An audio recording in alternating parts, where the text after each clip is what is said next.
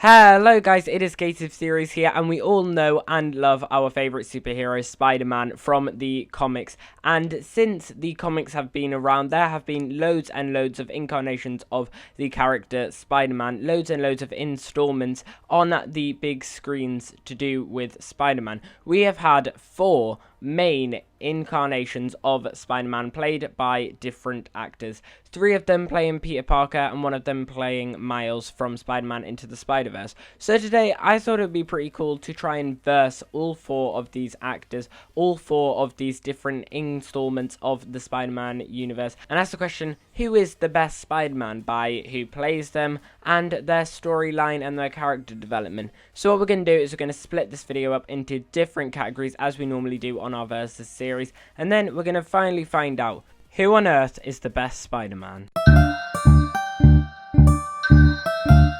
So the first category we're going to start with is the actors who played our beloved superhero. Tobey Maguire was the first Spider-Man, so he's always going to be very recognisable and have that advantage to him. Maguire was 27 years old when the first Spider-Man movie came out in 2002. However, his character Peter Parker is in high school, and having a 27-year-old play a high school student is a bit of a stretch. At times, Maguire didn't always look like he was in high school, but he still managed to bring the character to life, adding a lot of comedy into the part as well. Maguire also delivers all of Spider-Man's signature quips really well as well. Next is Andrew Garfield, who took the role for the Amazing Spider-Man movies. Like before, he was a bit older than the average high school student, but managed to show a more cooler side to Peter Parker, such as riding on skateboards, making us actually believe that this character is in high school. That's not meaning to offend Maguire in any sort of way, but Garfield just feels and looks more younger and more like he belongs to the role. He definitely got into the role really well, as it was hard to believe that this actor was actually 29 when he took the role. Unfortunately, he didn't have the goofy innocence Maguire had, which is a huge part of what makes Peter Parker, well, Peter Parker. Then we have the latest incarnation of the role that's recently had one of their most recent movies come out in the cinemas right now. And this is the big MCU Spider-Man played by Tom Holland, who first appeared in Captain America Civil War. First seen stealing the performance away from everyone by literally stealing Captain America's shield. And of course, it wasn't long before everyone fell in love with the way Tom Holland portrays this version of Peter Parker, and then in 2017, Homecoming of course came out. Holland's performance brought a new energy to the character, not to mention he had the part at age 20, which made him the youngest actor to get the role, and for once the character actually felt like a high school student. Not to mention, Tom Holland seriously perfected the American accent, considering he's from Britain. He takes on the character with a lot of passion, and you can see he really enjoys it. This version of Spider-Man is played with fun and innocence, especially with the spectacular performance Tom Holland gives in Far From Home when he's struggling to decide between hero and staying at home, but also the tragic moment when he falls into Tony Stark's arms and fades away. It still gives me chills today. Like, Tom Holland really acts well in that scene. Then Miles Morales hit the theaters with Into the Spider-Verse, where finally the main Spider-Man was not just another version of Peter Parker. However, we only have the voice acting because it's an animation, so we can't really judge it as well, but it's still a spectacular performance by Shamik Moore, who plays it really well, and throughout it you can really connect to Miles' personality. This puts a new spin on the normal acting we're used to. So overall, I'd say the person who we've all connected to the most, and the person who really portrays Spider-Man the best, because he's young, he looks like the character, and you really get to connect with the character, especially when he goes out and dies or fades away, even though he comes back. So I'm going to say that the MCU's Tom Holland wins this one. The next category is about the actual storylines of the movie or movies, depending on which reboot we're talking about. Now, even though the original trilogy was full of some incredible fight scenes, there were still many dramatic bits outside the fighting, allowing some great character development, making the trilogy work really well as it splits between power and responsibility. In the first movie, Peter Parker's unrequited love for Mary Jane is a big highlight, and the constant tension of MJ liking Spider-Man. Like, who doesn't love that upside down kiss? Because I do. This added a special sense of intrigue outside of the main action.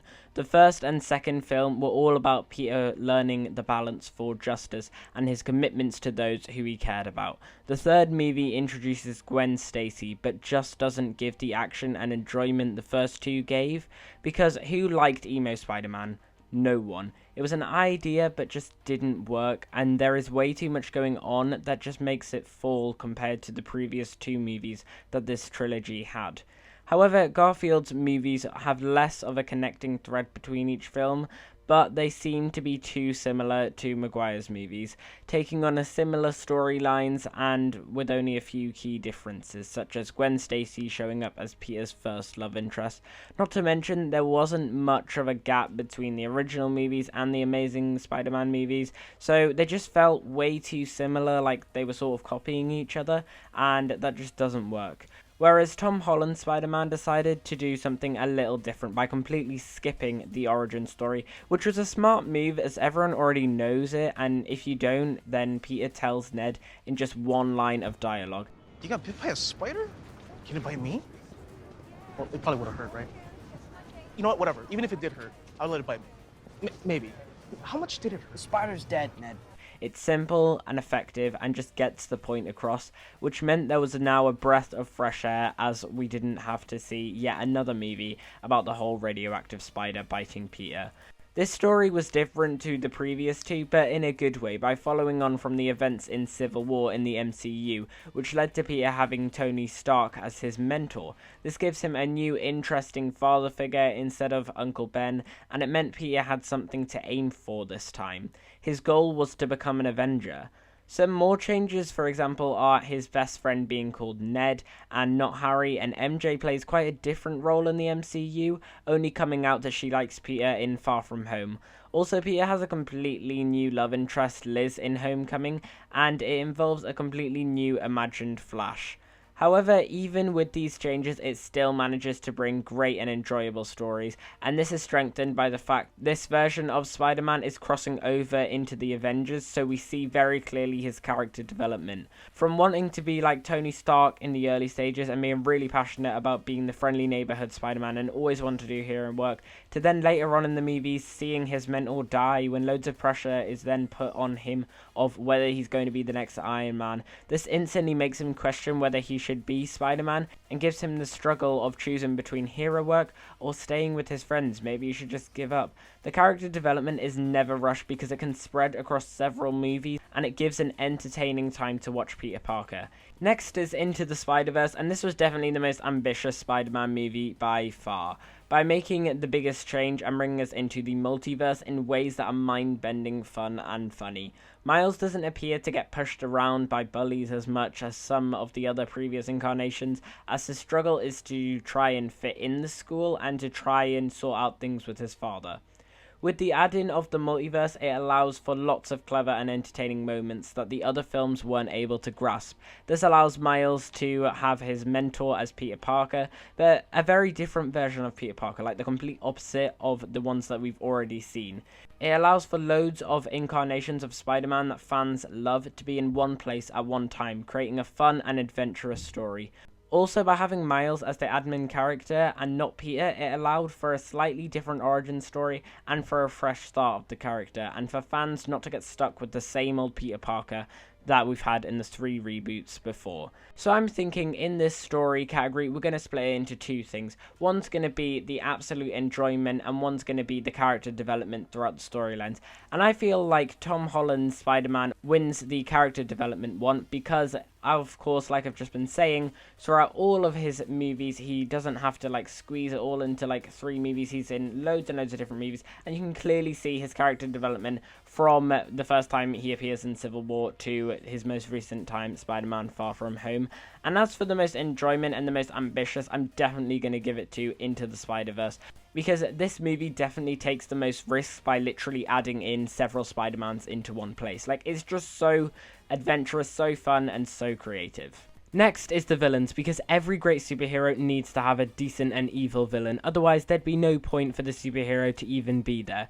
Tobey Maguire's Spider-Man faced off against some all-time great villains in the first movie, such as Green Goblin, who gave a terrifying presence. Next, Maguire faced off against Dr. Octopus, who may be one of the coolest looking villains of all time. Both villains were played by world-class actors, and most interestingly, both villains are people from Peter Parker's life, which complicated things when it came to the fight. But of course, Spider-Man 3 began to change things and drained away the success that the previous two movies gave. It suffered from too many villains. It was an interesting choice, but there was too much to keep up with and didn't work well at all. Even though it included Venom and Sandman and some great villains, there was just too much. The Amazing Spider-Man 2 had Spidey facing off against the Lizard, who was yet another scientist whose work went to his head. It was okay, but again, it was like too similar to the previous installments of the Spider-Man villains we've had. Plus, at times, it gave too many villains to cope with. And some of these villains were just completely ridiculous, such as the laughably bad CGI of Electro or the Rhino, which was thrown in for absolutely no reason at the end of the second Amazing movie as a cliffhanger for a sequel that of course never came. Tom Holland's Spider-Man then took a different approach to the villains by only having one villain in Homecoming. However, this villain was Vulture, and was played spectacularly by Michael Keaton. Whenever he was on a scene, it made the audience just go so tense, with his creepy and stern looks towards everyone. And the twist revealed that Vulture was one of Peter's love interest's father was unexpected and breathtaking. That scene is just so well done when Liz's father is driving Liz and Peter to Homecoming and he finds out who Peter is without Liz realizing anything. It's so well done and so freaky. And of course, Tom Holland had to face Thanos and his army in Endgame and Infinity War with the rest of the Avengers. So he's had to face a really huge villain who managed to wipe out half of the universe's population. And of course, in Far From Home, he faced Mysterio, who was a great twist villain in Far From Home. As we find out, he's a villain just as Peter learns to trust him, which creates some brilliant character development for Peter. Not to mention, Mysterio's idea of using hologram drones is genius. And then into the Spider-Verse, we had Miles facing famous comic book villains, which added a nice feeling to the movie, but they didn't overdo it like the previous movies. Adding Kingpin as the main villain was excellent, and the character was animated in a menacing way that worked so well. So overall, I'm going to judge this one on the one who had the coolest type of villains and the one who had like the highest stake. And of course, that's going to have to go to Tom Holland's Spider-Man because he faced against Thanos. Like, that is a huge villain who managed to have the power to wipe out half the population. Like, if that's not a good villain, I don't know who is. And the twist reveal of who Vulture actually is, as well as the incredible plan that Mysterio to use drones as holograms are just brilliant ideas. So for that reason, Tom Holland's Spider-Man wins this one.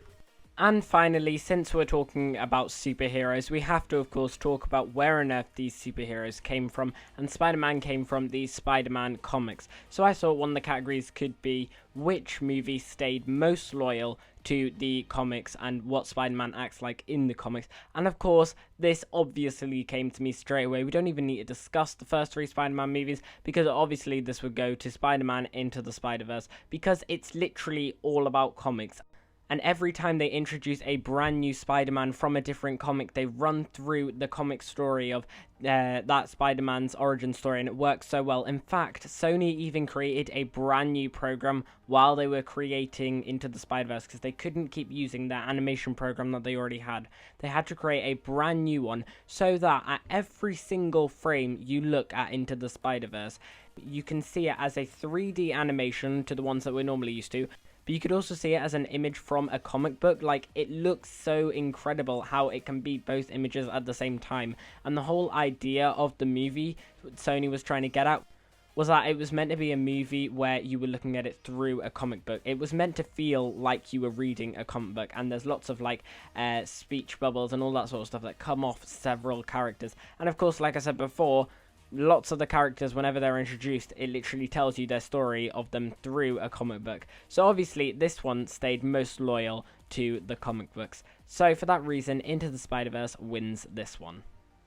So guys, I guess that means that the person who plays the best Spider-Man is Tom Holland's Spider-Man. The MCU has won this one, and to be honest, I'm not surprised because the MCU is incredible, and of course Tom Holland's Spider-Man is just amazing. We all love him, and I love every single movie that he is in. If you did enjoy this video, then please make sure that you smash that like button down below, and subscribe to the channel if you haven't already. Tell us in the field section down below who your favourite Spider-Man is. Is it Tom Holland? Is it Miles? Is it Maguire? Is it Garfield? Tell us all that in the field section down below, and your reasons for why on earth they are your favourite Spider-Man, and what on earth is your favourite Spider-Man movie. Now you can add like stuff like the Avengers or Civil War in there as well, so make sure that you leave all your thoughts down there as well. And as always, we've been here on Gate of Theories. Thanks for watching, and I'll see you guys later. But just as a bonus thing, why don't, while you're down there in the field section down below, why don't you say who does the best Spider-Man jump?